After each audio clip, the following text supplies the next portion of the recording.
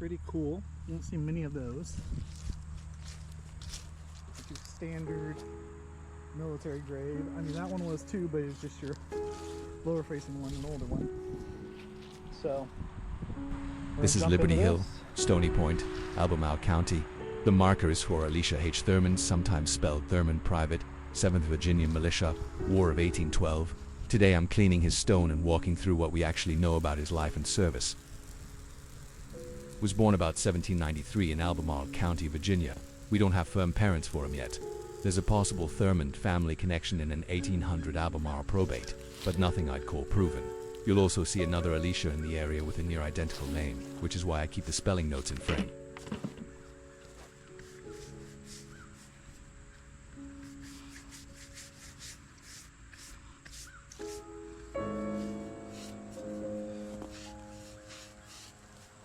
He married Letitia Letty Hall in 1816.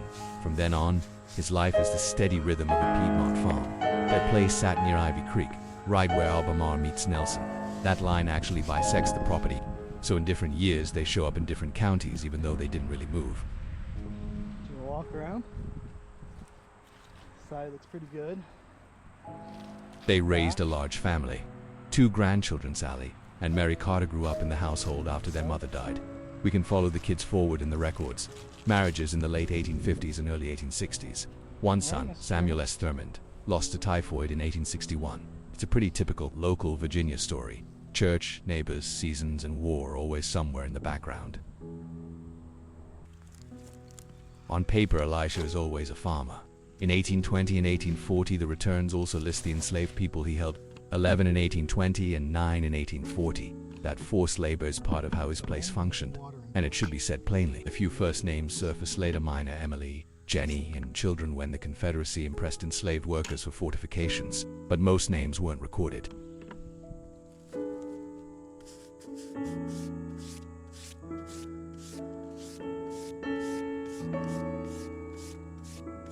You can see his footing change across the mid-century. 1850, $3,500 in real estate, roughly $130 to $140K in today's CPI terms. 1860, $6,208 real estate and $15,550. Personal estate about $220, $235K and $550 to $600K today. 1870 AG schedule, 350 improved acres, more in woods and other land, wheat, corn, oats, and about 1,500 pounds of tobacco, plus the usual mix of livestock. His will is dated December 30th, 1869 and proved July 23rd, 1877 in Nelson County, so he died by then. Letty received a life estate. Afterward, the property was to be sold and the proceeds split among the children, with specific shares to granddaughters Sally and Mary Carter and to Richard W. Thurman's daughters. 7th Virginia Militia, War of 1812. He's buried here at Liberty Hill in Stony Point. The stone is quiet, but the paper trail is clear enough. Albemarle-born farmer, militia private in the War of 1812, husband to Letty, and a man whose prosperity sat inside a system we need to remember accurately.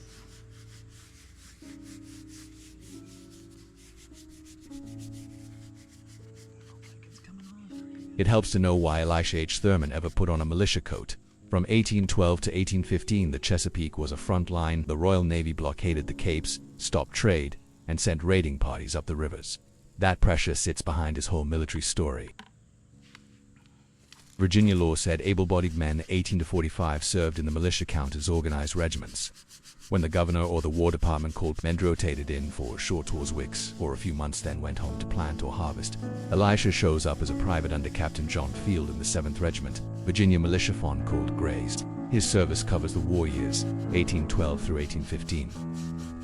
The choke point was Norfolk and Portsmouth ship channels on the Elizabeth River and the Gosburg Navy Yard. If that yard felt, British ships could burn stores, seize hulls, and control the lower bay. So Virginia's regiments rotated through Fort Norfolk and Fort Nelson, plus smaller batteries and picket posts that watched the river day and night. Many companies first slept in tents in a peach orchard beside Fort Norfolk. Later they threw up huts. The routine wasn't glamorous. Drill on heavy guns, guard mounts, and endless fatigue details hauling shot, repairing platforms, cutting brush for fascines, shoring parapets after storms. That's the honest, everyday work that keeps artillery positions ready when a boat shows in the channel. The sharpest test came at Craney Island in June. British boats tried to force the flats to open the way to Norfolk and the Navy Yard. The American regulars, sailors, Marines, and Virginia militia were dug in with well-sighted guns. When the British pushed in across the shallows, accurate fire broke up the attack. Numbers vary by source, but the outcome doesn't. Norfolk didn't fall. For everyone rotating through these defenses, men like Elisha that day proved the system worked. After Craney Island raids continued all over the Chesapeake in 1814, British commanders shifted weight to the upper bay in the Potomac. American militia was stretched thin. At Bladensburg in August, our line broke, and the road to Washington lay open. That night, August 24, 1814, British troops burned the U.S. Capitol and the President's house. The White House. It's the same naval squadron family that had been terrorizing the bay for 2 years. The message to every Virginia company was simple: keep your forts manned, because if the big force swings back down, you don't want the guns cold. In Tidewater, the job didn't change. Watch the channels, drill the guns, keep the earthworks dry and the magazines stocked. Militia tours rotated in and out. Men went home to cut hay or bring in tobacco, then returned when the next order arrived. That's almost certainly how Elisha's service unfolded. Several short tours between 1812 and 1815 under Captain John Field in the 7th Virginia Militia. We don't have a page that says Elisha stood this exact battery on this exact date. That level of detail is rare for county militia. What we do have, the federal index entry and the Bountyland Award, anchors him to the regiment that helped hold Norfolk. It's the everyday story of the war. Thousands of short, local tours that kept a major port out of enemy hands. Keeping Norfolk safe meant the Royal Navy never grabbed the Navy Yard or shut down the river for good. Even after Washington burned, supplies and shipwork at Gosport still served the region, and the steady presence of trained militia at the forts meant British commanders always had to think twice about a full-scale push. That quiet deterrence is hard to photograph, but it's real. So when we read Private 7th Regiment Virginia Militia on Elisha Thurman's story, that's the picture. A farmer from Albemarle, Nelson, doing his turns on the lower Chesapeake during a blockade. Part of the line that helped win Craney Island and guarded the river while the war's headlines like the burning of the White House played out up the road. It's not a parade. It's steady, necessary work. And that's enough to remember. After militia service, Elisha returned to the farm. The censuses showed the labor behind it. 1820 lists 11 enslaved. 1840 lists 9. A few names survive from later Confederate impressment. Records Menora, Emily, Jenny, and children sent to work on fortifications. Most names weren't recorded, but the counts are clear and should be said when we explain how the place functioned. By 1850, the census values his real estate at $3,500, about $130 to $140K in today's consumer price terms. That conversion is a rough yardstick for purchasing power. It doesn't reflect local land conditions, crop markets, or the labor system. Use it as baseline context, not an appraisal. The 1870 agricultural schedule shows the post-war operation: 350 acres, improved, 110 woodland, 50 other. Crops, wheat, corn, oats, and about 1,500 pounds of tobacco.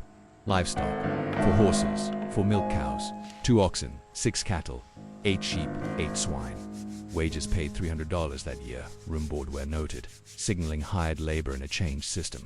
Put together, it's a Piedmont tobacco and grains farm that grows through the 1850s. Shows higher values by 1860. In 1870 still runs mixed crops in stock at meaningful scale. The prosperity is real, and so is the system that produced it. Both belong in the record when we read his stone.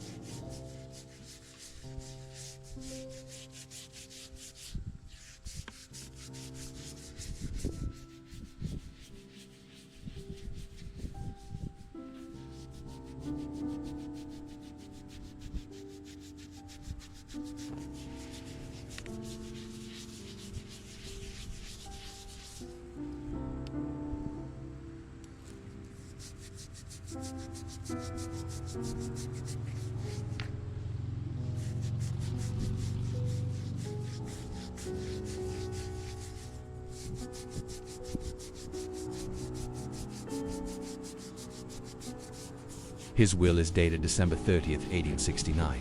The court proved it in Nelson County on July 23rd, 1877. So he died by then. Letitia received a life estate. The rest was to be sold and divided among the children, with specific shares to granddaughters Sally and Mary Carter and to Richard W. Thurman's daughters.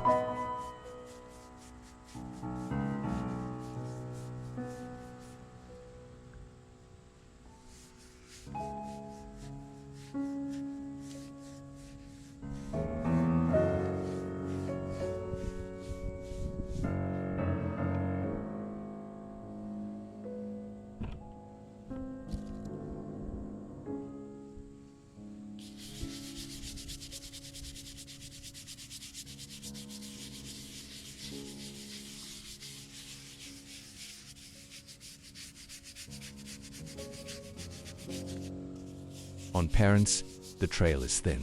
An 1800 Albemarle probate for William Thurmond names my grandson Elisha Thurmond, which suggests a link, but which son William Jr.?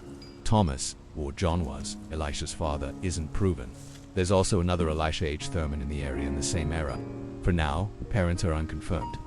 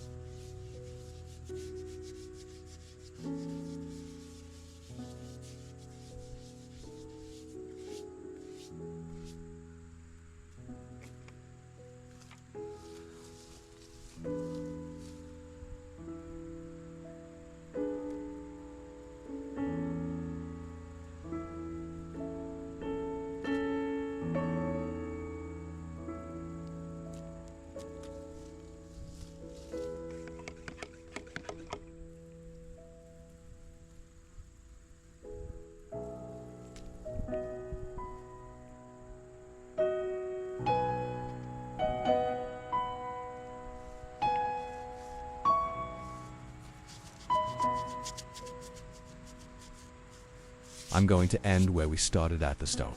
Elisha stood a post in Virginia when the coast was threatened. He also built wealth in a system that depended on enslaved labor. Both facts belong on the record. Thanks for spending a few minutes digging into the documents with me and for helping keep these stones readable for the next person who comes looking.